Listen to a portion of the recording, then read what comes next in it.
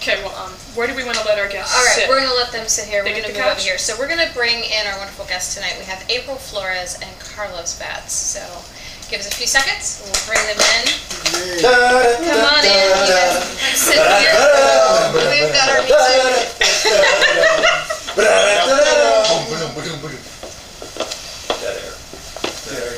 It's all right. You Simone, are you do you need more? Can you get it? Try not to be. Why? Somebody wanted to know. I'll hook up with you, sweetie. In fact, I am. The chat room says clap, clap, clap. Oh, wait. Go ahead and ask them why. Are they cute? How old Are they trying to get a date? Yeah. Or do they want to just, or do they want her, Because actually, you can find the Filthy Book Reader. It's not even Exquisite Restraint, it's Filthy Book Reader. Because it's a picture of you, me, and Graham. hey. There we go. Moving up in the world. It looks like All you... the Muppets. I know! You can't see them, they're off camera, but I've got Muppets. And the dollhouse. dollhouse. Yeah. That's amazing. Is that yours? Yes. I want to go investigate after. I will let you investigate. Thank you. You can play with my Thank you dollhouse, very that's much. fine. Well, thank you both very much for Thanks for coming having on us. and joining our insanity here. Thank you for having us. Oh, you're welcome. So first we need to point out Where's my card?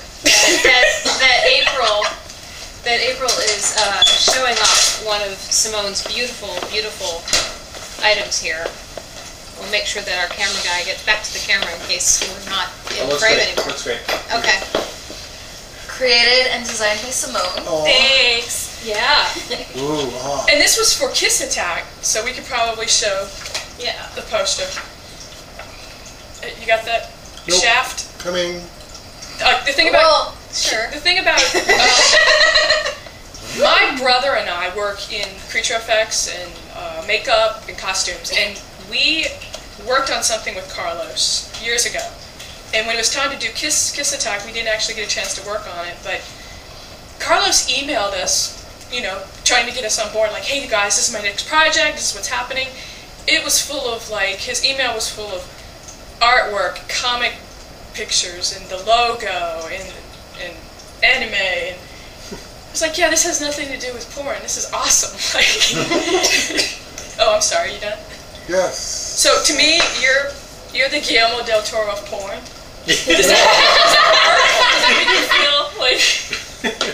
Thank you, I appreciate it. I mean, because you're opening up. You're like, this is my world. I'm gonna like show you what I like. Even like Young Hollywood, there's like some hit music on here. I mean, I don't know who Renfield is and that boy, but it sounds like it sounds good. Like, and this was Kimberly Kane, so. And you're not, April's not in this, right? I did the makeup on this, and I make a cameo at the end. Okay. Yeah, and I did PA work. I did a little bit of everything. Craft service. Craft services. She's yeah. my producer on most of my projects. And this is one of our first films, and the idea of Young Hollywood was kind of taking my... Good. Okay. Get the side. Oh, the other side. Okay. There we go. The Young Hollywood came from my book, Crazy Sexy Hollywood. We just brought it to life. So all of the artists in it, like Coop, Axis, Tony Meck, Kimmy Baselli, there's a lot of real-life Los Angeles artists in it. And all of the musicians and bands and hip-hop artists give me real music for the films. So before I start a movie, I always try to think about it as a production design. So I think about the music and the outfits, and because I want it to be something that lasts and something that's interesting and something that's not disposable. I mean, this is my real name, and generally everything has April in it, and we work together hard on things. So I want it to, you know, I want my peers to be proud of it, not just be like garbage. Okay, so you personally know Coop. Yeah, I know. I've been an artist since I've been in 5th grade, so I know real artists from around the world. Yeah. Like artists, and they like to hang out and talk. And my whole adult is very, maybe 1% of my intellect. I don't really associate with anything an adult except getting a check. Mm-hmm. Everything else, it's like my tomato can. That's awesome. My life outside of that is like artists, musicians, performers. There's nothing an adult that's in my world or my life except that they offer the opportunity to make an income on intense eroticism. But besides that, we go to different things. We live a life that's part of the culture. The art culture, pop culture, Life. street. street life, Yeah. graffiti, pop art, the queer movement. Like, the counterculture isn't defined in a cute little category. It's the counterculture is everything that's anti-Facebook. The counterculture happened before the internet and digital explosion of media. So I tried to coordinate with the artists and the people that make things that, you know, inspire the followers. Yeah. So let's go back a little bit. So for people who don't know who you are or don't know a lot of your background for each of you, you know, you were saying that you got into doing art early on. You were in 5th grade and doing that kind of stuff. Where is your background?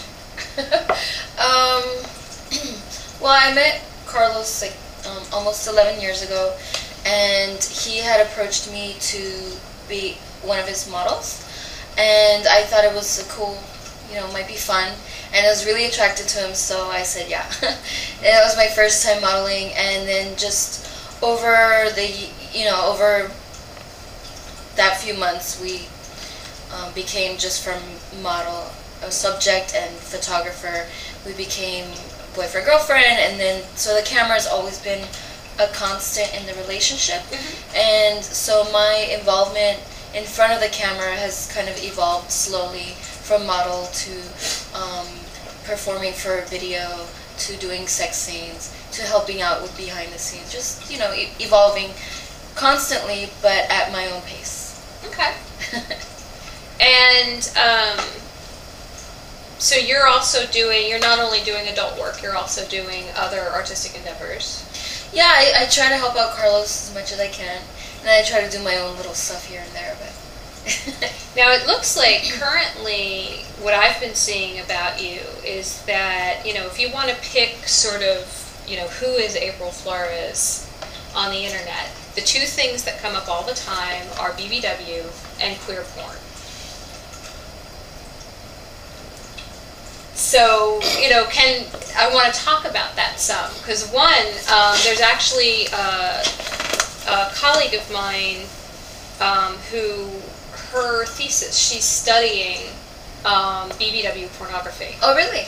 And her focus is to study that from the perspective of how, as a culture, we idolize the super fit, the super thin, and yet there's this amazing niche of BBW pornography. Yeah. So what is that for you, and what does that do for how you feel about your body image and that kind of thing? Well, when I did my first scene, I did it for Belladonna's movie with her, and I had just done it just to try, you know, just to do it one time and say that I did a porn, you know. And it is kind of snowballed from there, like I said earlier, just at my own pace. But my involvement in BBW, I guess, is just that I'm fat, you know, and I need a label so people understand what they're watching is. I don't know, but my goal is to just show women, other women my size, or even smaller or bigger, anybody, any woman, that we can be sexual and we can be proud of ourselves, and we can express our sexuality, and we can explore our sexuality, and we can be desired. It's not based on your weight or your scale, what your scale says, or your jean size. Sorry, I feel like I'm getting I'm sorry. So that's my involvement. It is just making a statement with my body by saying I'm not skinny, but you know, I'm enjoying my sexuality, and I'm enjoying performing for a camera because that turns me on. And I'm trying to send a message to other women that they can be happy and they can be naked in front of their lover with the lights on. No, they don't have to wait till they lose X amount of weight. Fit this magical size that no one can actually fit into. I spent a little time with you guys because I was fitting a corset on you. Carlos totally digs you. I mean, I know you know that. And he was like, oh, yeah. Like. Well, I was going to, if I could comment on the BBW thing. Sure. April and I spent, maybe 5 years shooting a lot of photography, and she modeled for a lot of people. And she's published a lot of different books by Tasha and different publishing houses. It wasn't something that happened overnight, and our world isn't defined by niches. Sure. So we're always having to answer these questions about BBW, what we're labeled as. But when we started out, the people that work with us and work on things happen to have different body types, and it's not something that we pursue. It's like just sort of what happens. Yeah, it's like tell us about being African American. What's that like? Yeah. Yeah. You just live kind of your life and do different projects that try to just do good stuff with it. I will say that that particular acronym, BBW, sounds so much better than MILF. MILF, just that as a word, to sound that out sounds absolutely horrible. It's not necessarily a bad thing, what it stands for, but the word doesn't sound attractive at all, and that is my problem with that particular acronym. Yeah, I guess it just doesn't sound attractive. MILF sounds more appealing. A little bit more. Yeah, MILF, not appealing. Not an appealing sound. And I guess with BBW you can't say. Yeah, yeah. BBW just sounds. It sort of sounds happy. I don't know why. And I agree with you. When you're in it, when you're doing it, you're not thinking about that you're making a statement necessarily. You're not thinking about. Well, after like my second scene, I had to decide like what is my motivation to keep doing this, and I decided, I'm gonna show other women that they don't have to wait to be skinny in their eyes to be happy. You can be happy right now. So I think that's a wonderful message to put out there. I think that's fantastic. Thank you. Yeah, it is. It's good work. Yes. We have a chat room question. Okay. MCH wants to know, April, have you ever done bondage? And if not, would you be open to it? I've done bondage for photo shoots, and I wish I liked it more than I do. I don't like the feeling of being restrained. But I think it's beautiful. I love the marks that the rope leaves. They are cool. I love watching people being tied up and suspension and all that stuff, but I'm too wimpy. It's okay. It's good to know your limits. It's good to know your limits. But I tried. And I found the photos that Ray Threat did of you.